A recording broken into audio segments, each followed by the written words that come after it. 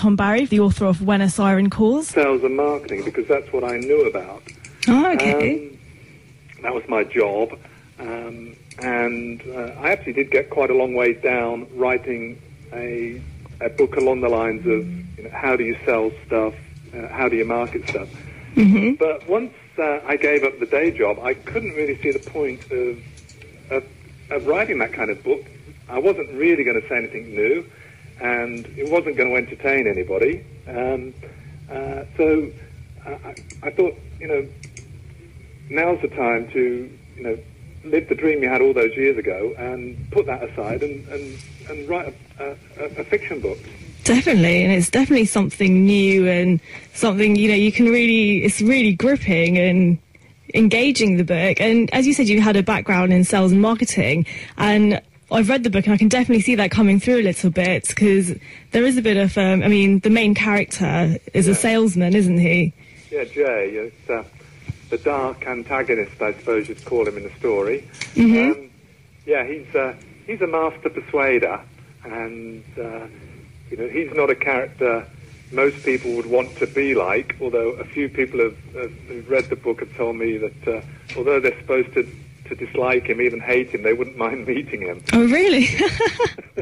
Well, that's interesting. So what Jay does is his business is about selling and about persuading people, and he uses those skills both in the boardroom and in the bedroom. So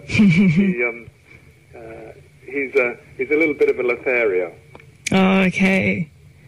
And the book's also based in Tuscany, so did you spend much time in Tuscany or do a bit of research there? Yeah, over the last 7 or 8 years, we've spent quite a bit of time in Tuscany, so I know the area really well.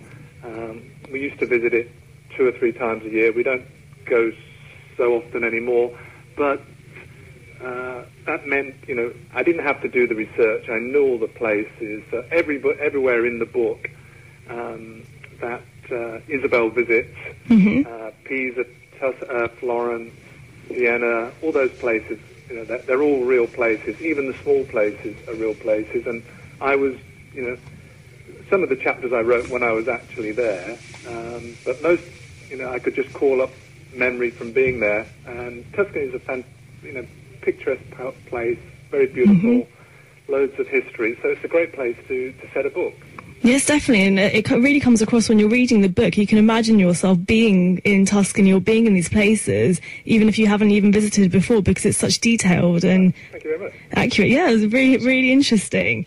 And you mentioned Isabel, so Isabel's another main character, and it's a bit different from the normal kind of books you read about. She's a bit older in this book, isn't she? It's a story about an older woman with a kind of younger man. Yeah.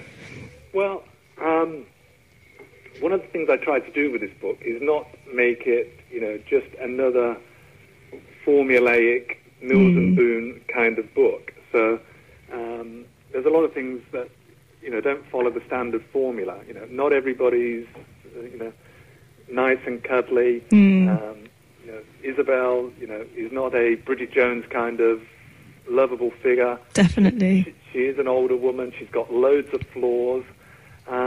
But what I wanted to do is write a book that people would say, these are real people, and, you know, I can really identify with them, even though I may not live in the same circumstances as Isabel, but I can really identify with the struggle that she's having in life. And a lot of people write to me and say that they do identify with Isabel, even though they'd like to slap her around every now and then. Yeah, I can see how people might think like that as well, having read the book. And yeah, I think when I was reading the book as well, I think it does resonate with a lot of women, because Isabel is a bit older, and there's also a younger woman in the book as well. Her love rival. Yes, definitely. Lucy. Yeah. Yeah. Well, that's one of the things, you know, I tried to do, is put in a contrast. So we've got Jay with these two very beautiful women in his life. One's a young, you know, ex-lap dancer, and the other's, you know, middle-aged, conservative, but still beautiful woman. And so in terms of the two directions that he's pulled, between these two women. They make a very strong contrast for the reader to choose, why Jay's doing what he's doing, and whether he's doing the right thing or not, which most of the time he's not. Yeah, definitely. It's really good because there is an older woman and a younger woman. I think a lot of readers can actually relate to kind of one of the characters, or might know someone who's a bit like Lucy or a bit like Isabel. Yeah. So, yeah, it was a really good take on things. And probably, there's something about identifying to people in your own age group kind of thing. So I think, younger readers might warm more to Lucy, identify more with Lucy. Definitely. She's a go-getter. She's right in the zone. If you're a young bloke, she's exactly the kind of guy that you dream about. Whereas, people who are looking for a different kind of read, they're more going to identify, I think, with Isabel. As if you're over 35, you're probably going to identify more with Isabel. Definitely. And also, whilst writing the book, did you have any kind of morals that you wanted to portray? Because whilst I was reading it, I thought it was very interesting. Knowing about the downfalls of investing abroad. Also, Lucy found herself in quite a dangerous situation, which I'm sure a lot of young women who go out and drink could find themselves in. So was that something you had consciously in your mind when writing the book, that it was not just, kind of a fictional novel, but there's actually underlying messages being portrayed? Well, it's interesting you asked that bit about Lucy, because I hadn't thought about that at all until you've just mentioned it. So I'll come back to that in a second. But I actually think it's a big mistake if you're trying to set out to entertain readers to start off in your mind with lots of moral messages. Because if I put messages in the mouths of my characters, it's going to seem like they are preaching to the reader. So I didn't really start off the book with moral messages as such. I wanted to share my experiences because I knew a little bit about the perils of investing abroad and stuff like that. Okay. But it wasn't really,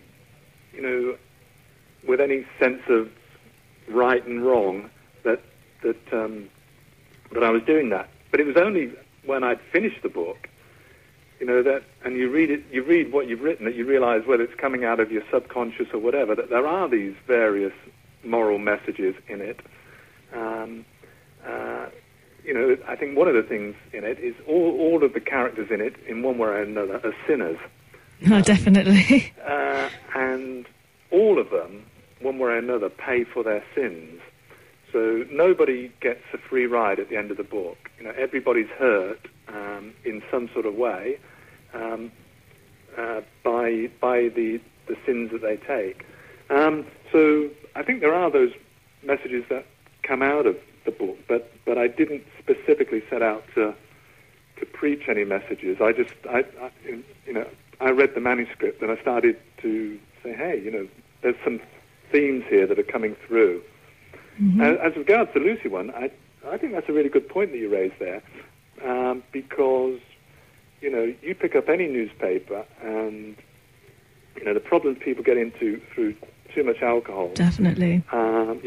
Waking up the next morning, not knowing what you did the night before, what's happened to you, all that sort of thing, is exactly what happens to Lucy. And she has the worst nightmare of all. Definitely. Through too much alcohol. So, although it was completely unintended when I wrote it, if anybody reads that and think, hang on, that's the last thing I want to happen to me, then hopefully, what Lucy experiences will be a useful message that they can take away while they're enjoying the book. Yeah, most definitely. It's very important as well, because we often read fictional novels and kind of everything's hunky-dory and there's always a happy ending, and it's nice to be able to read something which makes you think, well, actually, maybe I should be a bit careful next time I go out, or find myself in a dangerous situation. So it was very interesting to read that. And also, so this is part of a trilogy. Yeah. So how long did it take you to write When the Siren Calls? Well, the journey to getting the first book of the trilogy out from start to finish was about 2 years. Okay. Now, that may seem a hell of a long time to anybody listening to the show. And experienced writers will say you need to be able to write your book in about 3 months, ideally. Really? That's quite a tight deadline. It's a good deadline, but it means you get stuff done. And, if 3 months, that's about 90 days. So you're going to have to write, on average, 1,000 words a day, and you've got your book. But what you've got at the end of that 3 months is not actually a publishable novel. What you've got is a raw manuscript. Mm-hmm. And what really takes the time is then knocking it into shape, revising it, editing it, polishing it. And you get people, in my case, I had several people read it, they tore it apart, told me what they liked, what they didn't like. And so the book that you read today on the shelves is very different from the original manuscript that I wrote. In fact, the original manuscript I wrote, Isabel wasn't the main character. Oh, really? The main character was Jay. So you'll see how much the book has changed as a result of editing and revising and that whole process, which takes longer than writing the original book. I can imagine, because when you're first writing, you're probably getting out your thoughts down, and after it's only when you go back and scrutinise it, things probably chop and change a bit. Yeah, and it's got to work as a story. It's got to have a beginning, a middle, an end. It's got to have key dramatic moments, and they've got to be at the right place in the story if you're going to keep a reader's interest. So you've got to. I had to go through that whole manuscript, and Christ, if I'm getting bored at parts, I think, Christ, what am I doing here to the reader? Definitely. So, well, I can tell you I wasn't bored when I read the book at all, so you did a very good job. Yeah, so you've got to take out all the bits that I had to take out, all the bits that, however much I may have liked some of them, I thought these are not essential to the story, and and they're not increasing tension, they're not increasing conflict, so let's get rid of them. And that takes a long time doing that. Okay. And also, at the end of the book, we are left with a bit of a cliffhanger. So throughout the trilogy, do we get to find out what happens to these characters? I read somewhere that in the second book, it's kind of going back to when Jay was a lot younger. Yeah. So how do they all develop throughout the trilogy? Well, I'm not going to spoil it for the readers out there. I think there are 3 key characters. There's Isabel, there's Lucy, and there's Jay. And by the end of the trilogy, you really have got closure in the lives and the stories around all those 3 characters.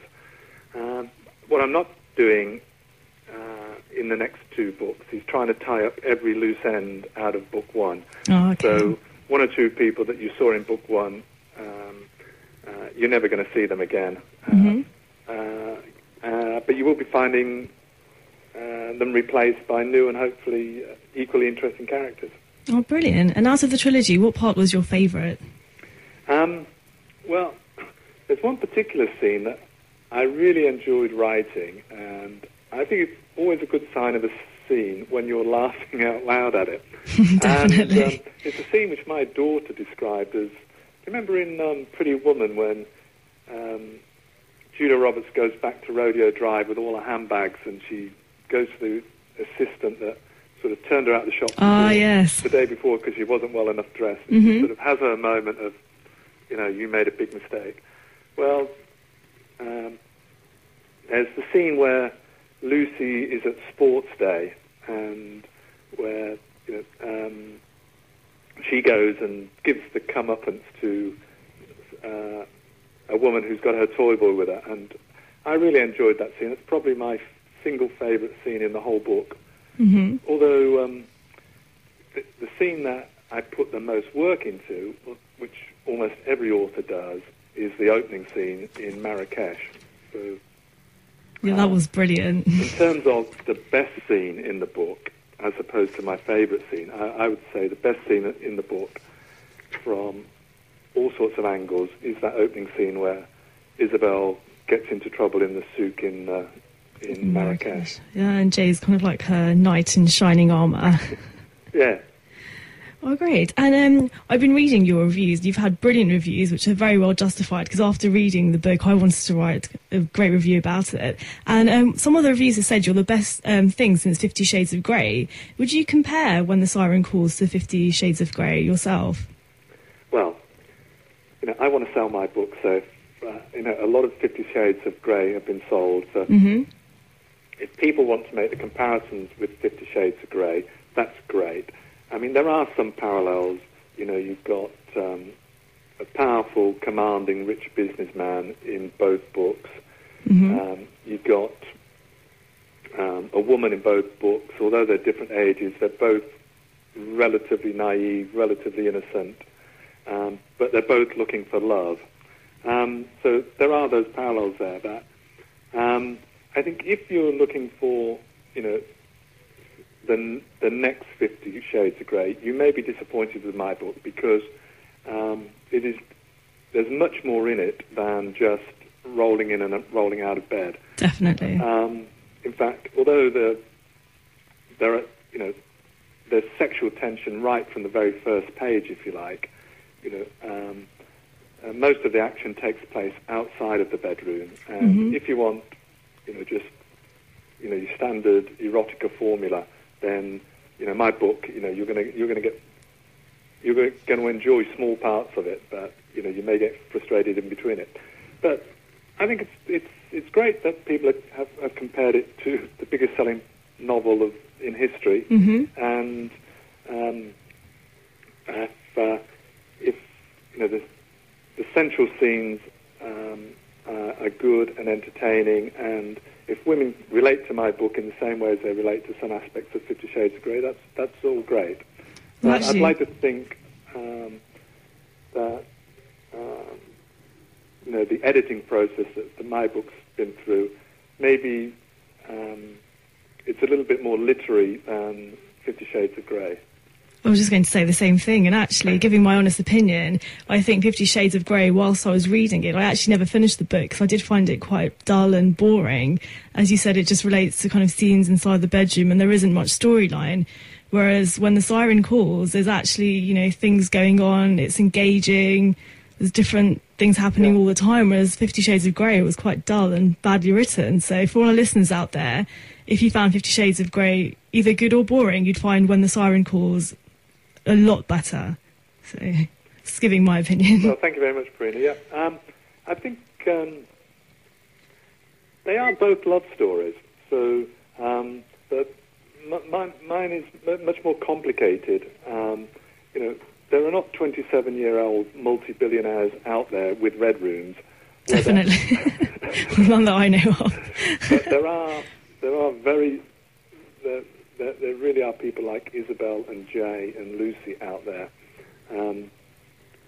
trying to get out of life what they want out of life, and I think anybody that's, in terms of relating to my book, I think it doesn't really matter to a certain extent whether you're a man or a woman or what age you are, maybe. I think if there's been a time in your life when you've been unhappy, when you've been looking for the courage to change a situation that you're in your life, then I think Isabel's story is very, very relevant. I know in my own life, there's been times, whether it's the job, whether it's within where I'm living, whether it's the people I'm involved with, there's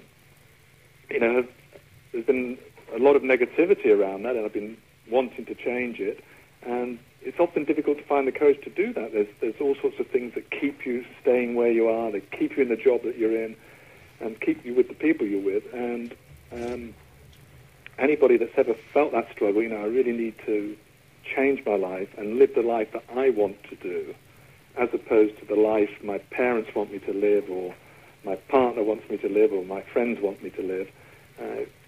Anybody that's ever had that feeling or has that feeling now, I think will understand Isabel's situation and really identify with it. Yes, most definitely. And for all our listeners out there, if you'd just like to let them know, where could they get copies of the book?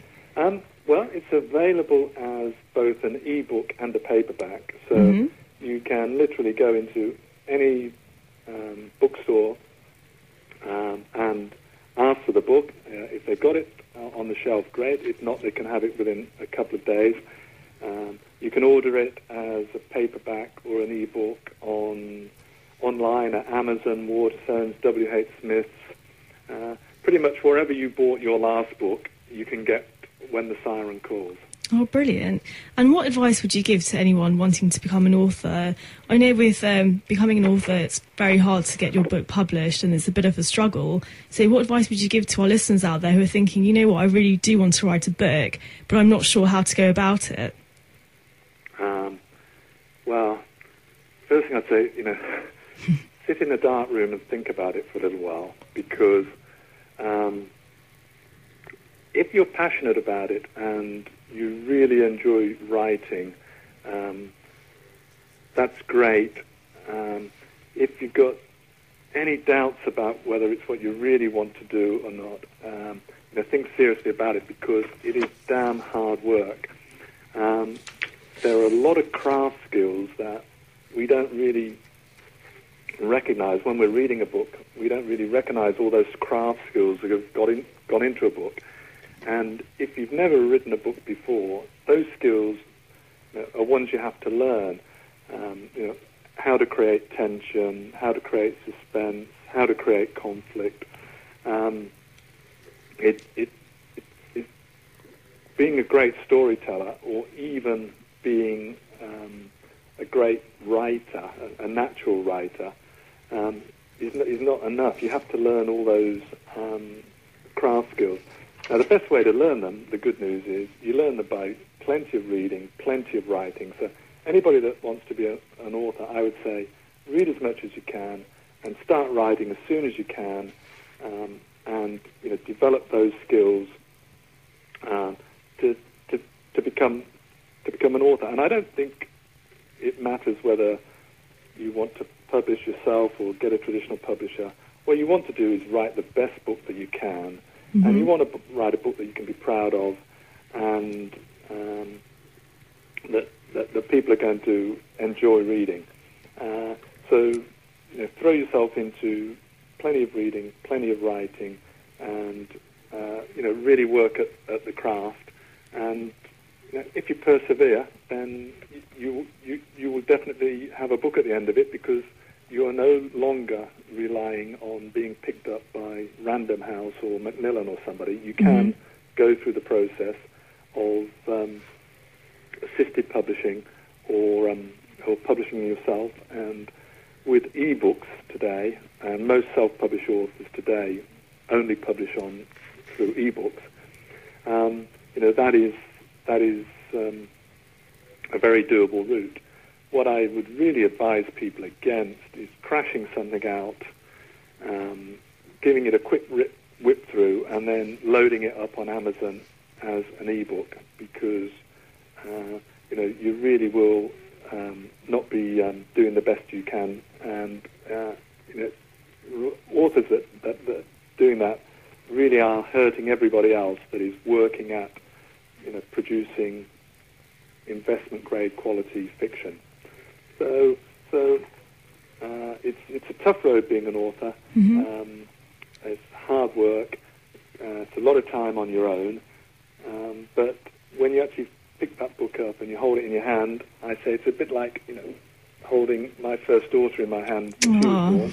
There's tremendous satisfaction out of thinking, I produced this, and it's good stuff, and it's the best that I could do, and that's a great feeling. But like a lot of things in life that are worth having, it doesn't come easy.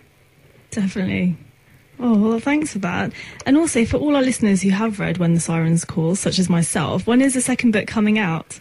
The second book will be out this year, 2013. Mm-hmm. What I'm doing, in fact, the second book is pretty much good to go.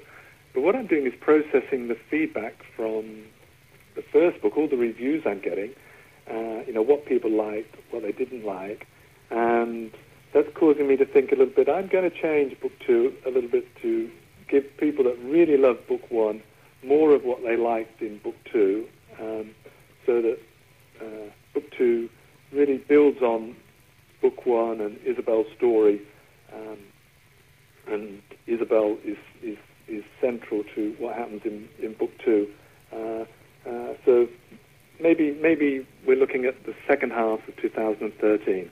But there is a prequel out there, a short story version of book two called Saving Jay. Saving Jay, oh, brilliant. Which is available on Amazon as an ebook, and that's available now. If anybody's read When the Siren Calls, they can have a look at the prequel, Saving Jay, book two in the trilogy. Oh, that's great. I can't wait to read that. I'm going to get onto it straight away. Well, Tom, thank you so much for being on NuSound Radio with me. It's been great interviewing you. As I say to all our listeners, I do encourage everyone to read When the Siren Calls. It's a brilliant book. It's really gripping. I finished it within a day, so it says a lot about the book. So do listen to it. Thank you very much, Tom, and I look forward to your sequel. Great to be on the show, Prerna. Thanks for your kind words about the book. I really appreciate it. Thank you. Bye now. Bye. Well, that was Tom Barry, the author of When a Siren Calls, talking about his first book, which I urge everyone to go and read. You can catch me same place, same time next week. Thank you for listening to the review show on NuSound Radio 92 FM.